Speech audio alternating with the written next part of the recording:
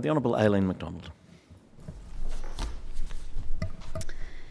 Thank you, Mr President. I rise to lead for the Liberal Party on the Game and Feral Animal Legislation Amendment Conservation Hunting Bill 2025.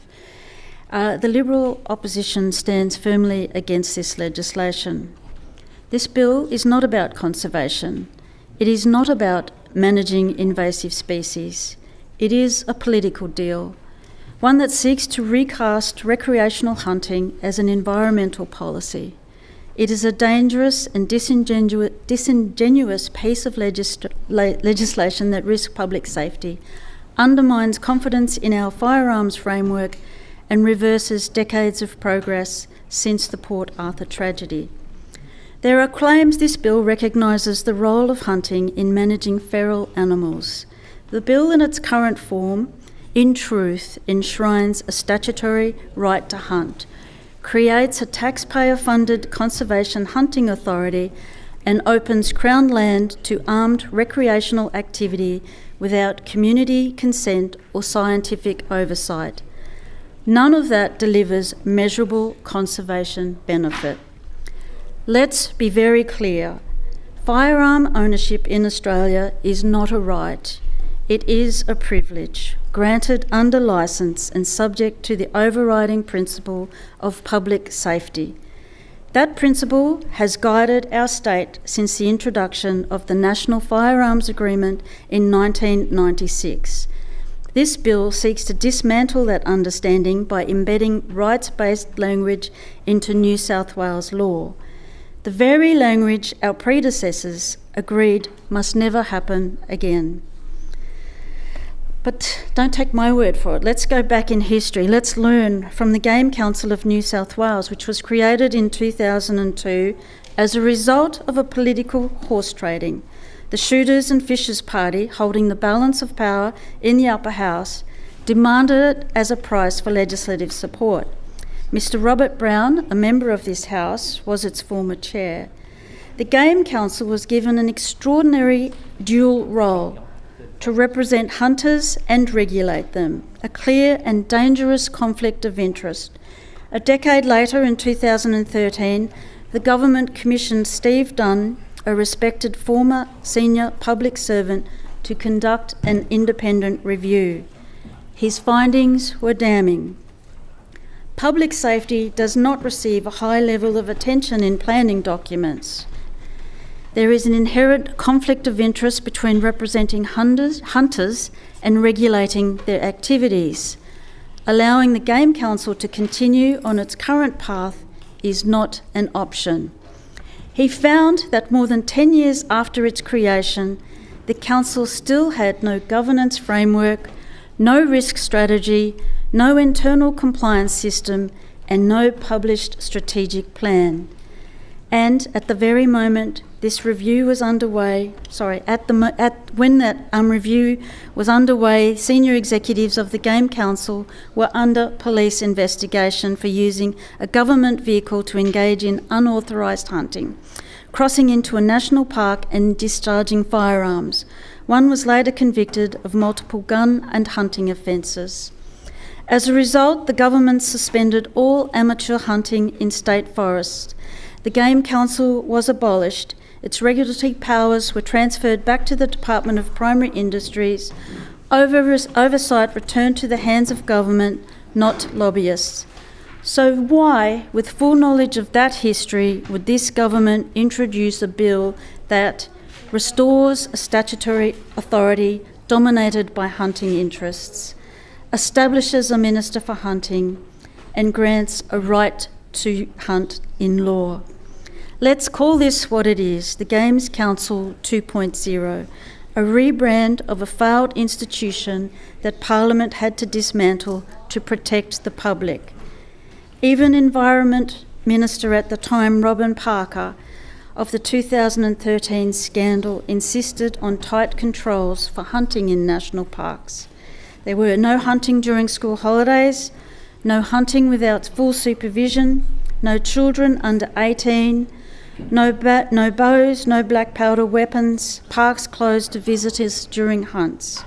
Why? Because public safety matters. Today, this government proposes opening Crown land to hunting with far weaker protections and without any comparable trial period or safeguards. That is not a lesson learned, that is a lesson forgotten. The inquiry had received over 615 submissions. The weight of evidence is against this bill. Lucy's project, Domestic Violence New South Wales, No to Violence and People with a Disability Australia and Full Stop Australia warned, firearms in domestic and family violence contexts significantly increase the risk of harm and lethality to victim survivors. Introducing a right to hunt may legitimise firearms across and embolden perpetrators. Full Stop Australia added, the bill risks putting firearms into the hands of those subject to family violence orders. Many women and children are killed or seriously harmed by intimate partners with gun access. These are not abstract fears. In rural communities, access to firearms is already a risk factor for family violence. Normalising gun use under a right to hunt will not make families safer. The Ilana and Madeline Foundation went further, warning that this is the most regressive firearms legislation proposed since 1996. It undermines the spirit of the National Firearms Agreement and ignores firearms safety. The RSPCA reminded the committee that the bill contains no requirement for humane practice, no monitoring, and no measurable conservation outcomes. They stated plainly, the bill has nothing to do with evidence-based pest control. The Invasive Species Council, who actually support effective feral animal control, said, this legislation is a political project, not an environmental one. It provides no scientific rationale for hunting as a conservation tool. And the Biodiversity Council warned that uncontrolled shooting may in fact worsen ecosystem outcomes by dispersing pest populations and interfering with coordinated control programs.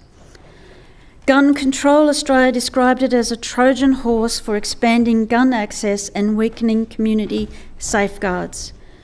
When domestic violence advocates, child safety foundations, conservation scientists, animal welfare organisations and governance experts are all united in opposition, Parliament should listen. We are not alone in opposing this bill. Conservation experts across New South Wales have condemned it in the strongest terms. The National Parks Association of New South Wales, a highly respected voice for biodiversity and public land protection, has sounded the alarm. Their CEO, Gary Dunnett, was unequivocal. This bill, introduced by Shooters, Fishers and Farmers Party MLC Robert Borsak, is nothing more than a rebranded version of the discredited Games Council, which was abolished in 2013 following serious governance concerns. He went further.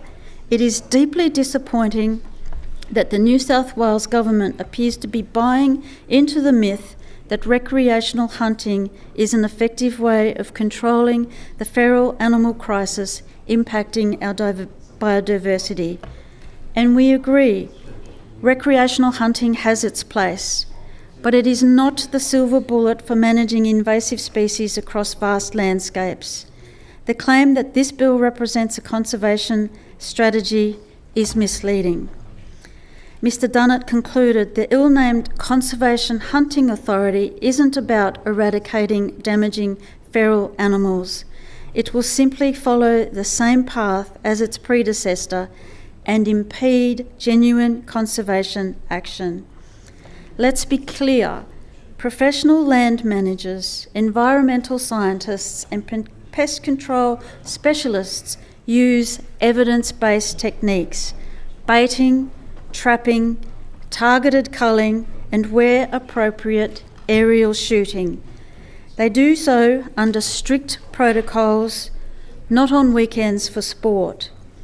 The bill confuses recreation with conservation, and that confusion puts our native species at risk.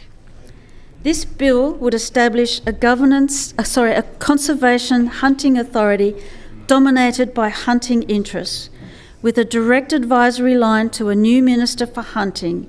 It would remove the Department of Primary Industries from its regulatory role, replacing it with a lobby-driven board whose purpose is to advance hunting, not environmental protection.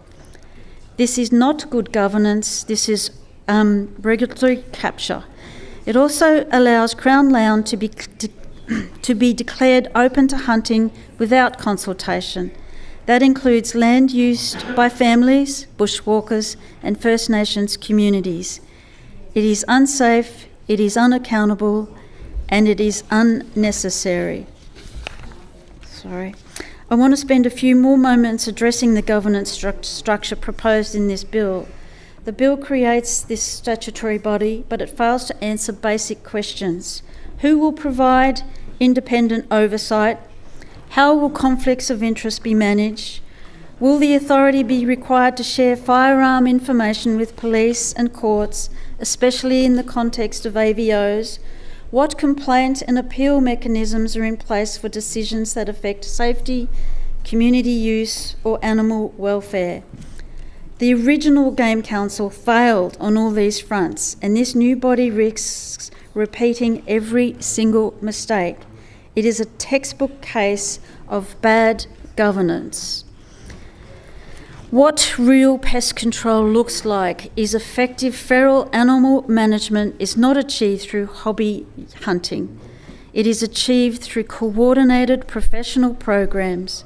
I said that, didn't I? Baiting, trapping and aerial shooting, guided by biosecurity experts and managed by ecological outcomes. Our farmers, landholders and environment managers understand that. They need science and strategy, not politics. If this bill had appeared in the 1980s, it might have been debated as a bold experiment in community-led feral animal management. But in 2025, it feels tone deaf, out of step with modern expectations around governance, environmental protection and safety. This bill does not reflect contemporary conservation science, modern best practice, nor the community's expectation of transparency, rigour and independence. It instead takes us back to a structure that was rejected by the Parliament, the public and even by government after its litany of failures.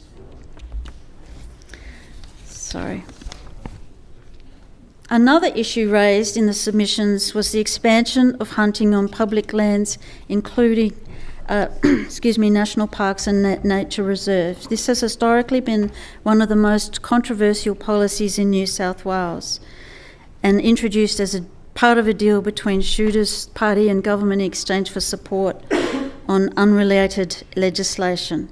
The public rightly raised concerns then, and those concerns remain today. Who is liable if someone is shot or injured? How are non-hunting users, hikers, families, bird watchers protected? What happens to the cultural heritage sites, particularly Aboriginal heritage areas? The answer from this bill? Silence. It is policy by omission, leaving the dangerous details for others to sort out. There is something deeply frustrating and frankly dangerous about legislation that seeks to revive a failed model without addressing why it failed.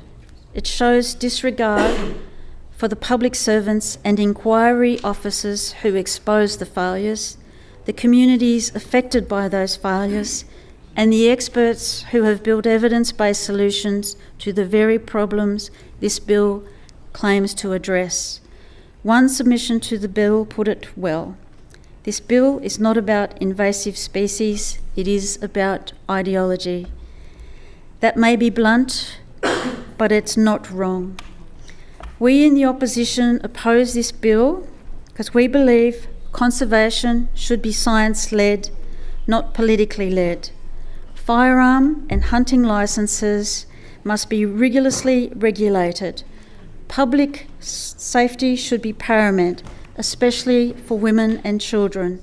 Governance must be transparent and with clear accountability to the Parliament and the public. We believe in effective, evidence-based feral animal control, not the romanticised rebranding of its failed institutions. And we say to this House, we've seen this movie before and we know how it ends. In closing, I say this: the Parliament has a duty to remember the lessons of our past and to legislate for a better future. We do not need another game council. We do not need another scandal, and we do not need another system where safety is compromised and accountability is optional. We need robust, integrated pest control. We need strong protections for women, and we need laws that reflect the values and evidence of 2025, not 2002. For these reasons, the opposition will vote against the game and feral animal legislation, and we urge every member of this House to do the same. Thank you.